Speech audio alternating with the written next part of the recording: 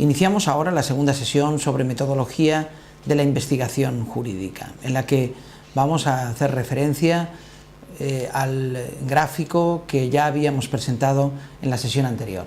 El gráfico, como ustedes recuerdan, consistía en el establecimiento de 4 extremos de 2 flechas cruzadas. En la parte superior aparecía la investigación aplicada y en la parte inferior la investigación pura o básica, y en los extremos laterales la metodología interdisciplinar o interdisciplinaria y la metodología doctrinal. Pasamos, por tanto, a explicar tanto estos conceptos como los conceptos que aparecen en los puntos intermedios entre cada uno de las líneas que marcan las flechas. En primer lugar, haré una referencia a la distinción entre la parte superior y la parte inferior, entre la investigación aplicada, esto es la orientación práctica que aparece en el lado superior, y la investigación pura o básica, la orientación teórica, que aparece definida en el apartado inferior o en el extremo inferior de la flecha. Investigación básica implica en el derecho la tendencia al estudio del derecho y de su operatividad como derecho en un sentido general. Esto es, un estudio es teórico, básico, en la medida en que se desarrolla sobre los fundamentos del derecho o sobre áreas básicas del derecho. En ese sentido hablamos de investigación básica. Es importante recordar, no obstante, que las flechas no marcan terrenos separados, sino tendencias, porque si no, no será posible entender cómo funcionan los terrenos intermedios definidos en el gráfico. En el polo superior, en la flecha superior, aparece en el extremo la investigación aplicada. Investigación aplicada supone la tendencia en el estudio del derecho sobre la base de propuestas particulares, de objetivos. Un estudio es práctico, es decir, es aplicado, en la medida en que se refiere a propuestas definidas o a objetivos particulares. Esta es la diferencia entre investigación básica e investigación aplicada en derecho. Soy consciente de que existe una línea muy fina de separación. Es más, yo diría que en ese sentido es donde es especialmente útil entender que investigación básica e investigación aplicada, como sucede con la metodología doctrinal y la metodología interdisciplinar, no son en absoluto terrenos cerrados, son tendencias en cada investigación, tendencias de cada investigador en el estudio concreto. En segundo lugar, y en un extremo, encontramos la referencia al método interdisciplinar. El método interdisciplinar se caracteriza porque busca la convergencia del método del derecho con el método de otras áreas diferentes del derecho. La investigación mantiene como objeto de investigación el derecho, pero el método en el que se desarrolla está condicionado por las áreas que convergen. Por eso se habla de investigación sobre el derecho, a diferencia del polo contrario al que me referiré después, que habla de investigación del derecho.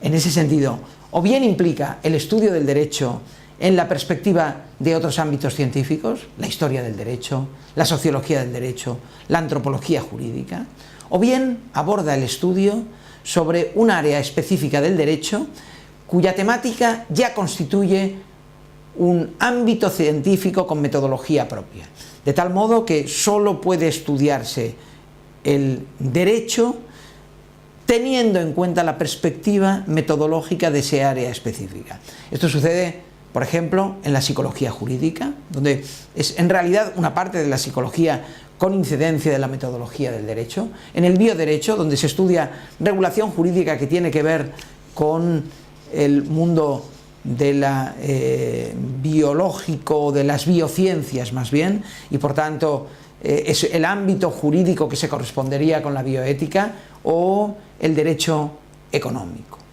En realidad, la separación del método interdisciplinar consiste precisamente en que no hay exclusividad del método de investigación jurídico, sino que se comparte el método con el método de ciencias que convergen. En el otro extremo encontramos la investigación del derecho. Y la investigación del derecho como investigación doctrinal, como investigación teórica, como investigación, la investigación doctrinal es diferente de la dogmática en sentido estricto. ¿Por qué? Porque la dogmática, que afecta a la construcción y a la sistematización de conceptos, puede existir también en el método multidisciplinar o interdisciplinar, y no solo en el método jurídico. Por eso he preferido utilizar la palabra que por otra parte aparece en el esquema original de método doctrinal. Los terrenos que se van formando entre estos polos son los que ahora vamos a comenzar a estudiar. Se habla de investigación fundamental o de investigación teórica del derecho. Si se fijan, son aspectos que se encuentran en una rama o en un lado o en otro del esquema. Se encuentran o bien la investigación fundamental del derecho en la rama que tiene que ver con el método interdisciplinar, mientras que lo que llamamos investigación teórica del derecho se encuentra en la rama del método doctrinal. ¿Qué se quiere decir con esto? Se quiere decir que la investigación del jurista puede realizarse también en la perspectiva de otras ciencias. Esta es la investigación fundamental, pero para ello, como decía antes, es necesario tener en cuenta sus métodos. La investigación, por otra parte, puede realizarse en relación con el mismo derecho, es decir, no en la perspectiva de otras ciencias, sino en la perspectiva jurídica, teórica, y el método es entonces, ahora sí, fundamentalmente dogmático, elaboración y sistematización de conceptos. Si ascendemos, nos encontramos que en la parte superior del esquema aparecen otras dos categorías nuevas y distintas. La investigación, o lo que denominamos investigación expositiva del derecho. La investigación expositiva del derecho, donde se acumulan una gran parte de los estudios de investigación jurídica que denominamos estudios dogmáticos, es un caso en el cual el método doctrinal, fundamentalmente la dogmática, va dirigido a la explicación de instituciones específicas del derecho, no del derecho como derecho, en sentido estricto, y de ese modo se define la forma idónea para entender el derecho vigente. Esto constituye, en la medida en que se determina cómo funciona el derecho vigente, un enfoque a la práctica. Por tanto, se explica su mayor proximidad con el límite superior que tenía que ver con la investigación aplicada.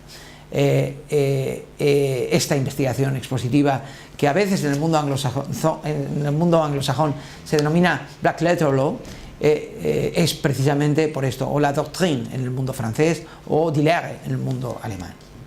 Es el ámbito básico de la doctrina del derecho de los profesores. El derecho de los juristas, del que hablaba English, tiene una faceta que podría ser el derecho de los juristas jueces, de los jurisperitos, y por otro lado, estos otros jurisperitos del mundo académico, el derecho de los profesores. Ahora estamos hablando básicamente del derecho de los profesores. Aquí hay que plantear una primera cuestión que formulo como pregunta. ¿Es posible un derecho sin profesores? Esta pregunta ha sido abordada en ocasiones. Incluso algunos autores piensan que es o que constituye alguno de los intentos del derecho inglés moderno, ¿no? Pretender la estructura de un derecho sin profesores, que prescinde en cierto modo de la doctrina. De todos modos, en esta afirmación cabe hacer, al menos desde mi punto de vista, alguna observación. En primer lugar, que no estamos hablando del derecho continental, estamos hablando de un derecho de juristas sin profesores.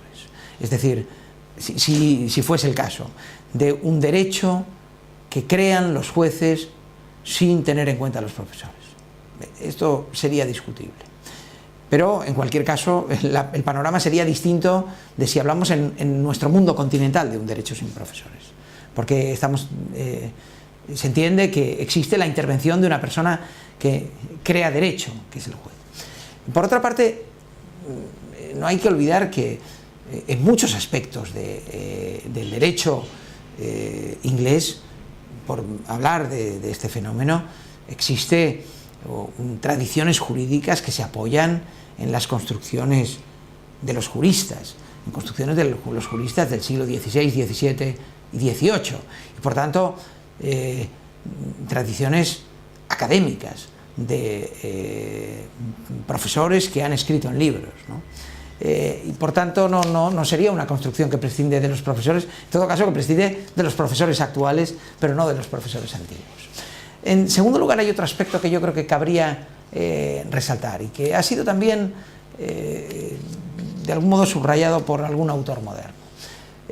La doctrina hoy se encuentra, el derecho de los profesores, se encuentra hoy entre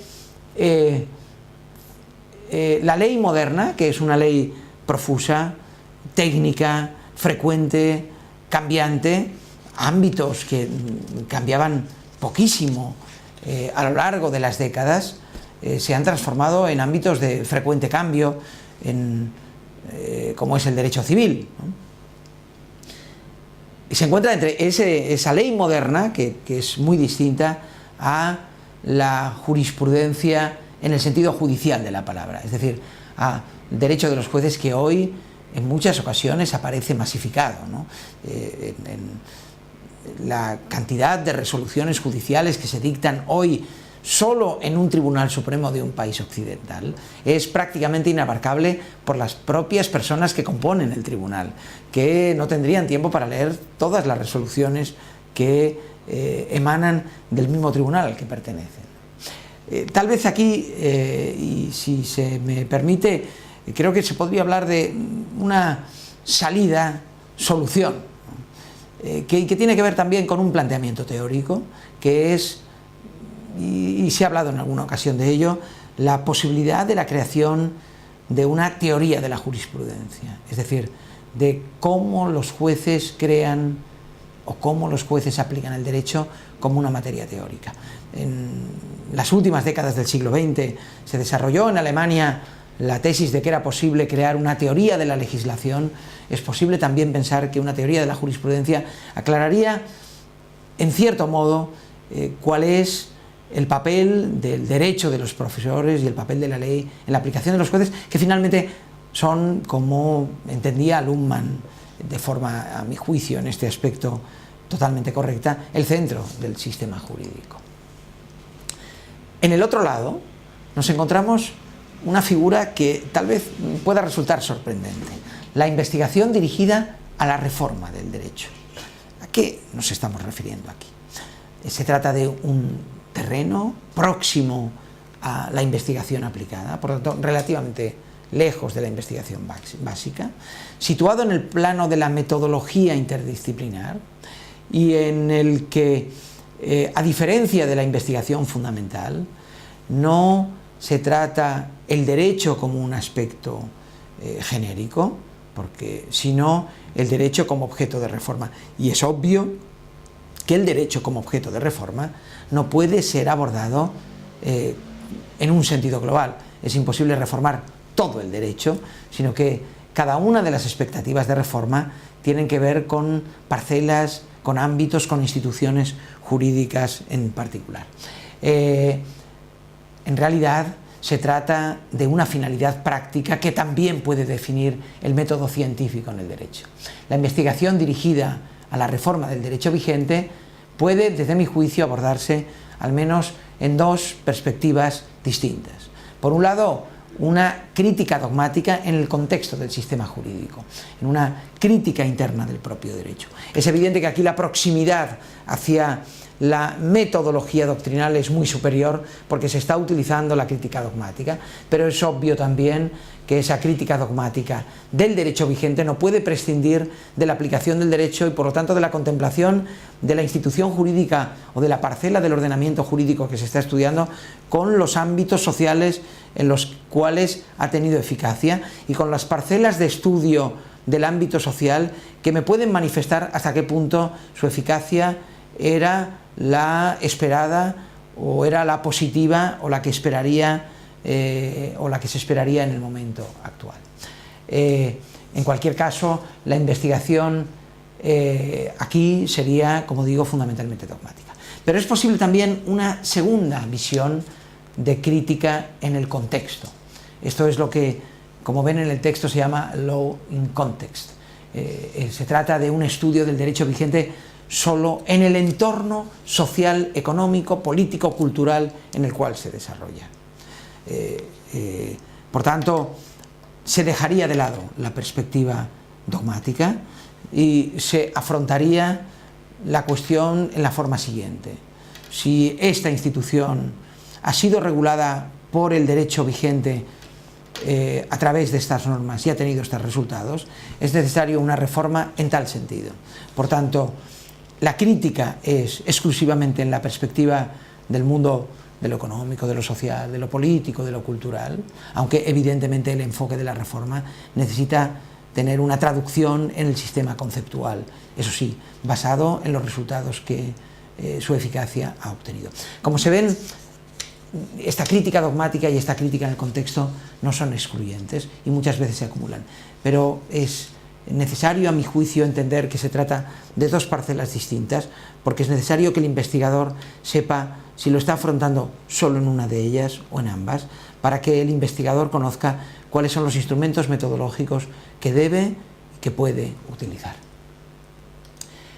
Como decía, en todo caso, la investigación sobre la reforma de la ley se presenta en forma global y se afrontan varias perspectivas. Solo con esa posibilidad de visión en varias perspectivas es, desde luego, posible obtener una solución razonable. Hasta aquí, como han visto, la segunda sesión en la que hemos abordado la explicación del esquema que nos va a servir para explicar cómo debe desarrollarse conceptualmente la investigación del derecho, cómo deben entenderse diferentes líneas de investigación del derecho. Aprovecho, no obstante, para hacer una indicación. Cuando se está haciendo esta explicación, no se pretende estudiar aspectos metodológicos, como se ve, aspectos metodológicos en profundidad. Se pretende que el investigador se enfrente al panorama de la investigación sabiendo que el estudio de investigación requiere encuadrarse en una de estas perspectivas. Esto es, cuando un investigador o quien pretende realizar un trabajo de investigación le presenta a su director o a su trabajo el proyecto, y ese proyecto es meramente expositivo de una situación legal, es obvio que el tutor o el director tendrá que decir: esto propiamente no es un trabajo de investigación. El motivo es muy claro, no se está presentando una hipótesis. En cambio, si ese estudio del derecho vigente se hace en la perspectiva crítica para entablar una reforma legal, la hipótesis es: este orden jurídico, esta institución está incorrectamente regulada, hay que reformarla. Y el estudio tiene un objetivo determinado, que es la confirmación de la hipótesis de la reforma y la especificación de los matices y de los diferentes aspectos a los que tiene que abarcar esa reforma. Esta sería básicamente la pretensión de la exposición que hemos abordado hasta ahora. En la tercera sesión explicaremos algunos ejemplos en relación con estos instrumentos y también, y me parece que esto es particularmente interesante, cuáles son las formas, perspectivas, ya no en la exposición, perdón, ya no en la investigación, sino en la exposición y en el abordaje de los problemas. Muchas gracias y hasta la tercera sesión.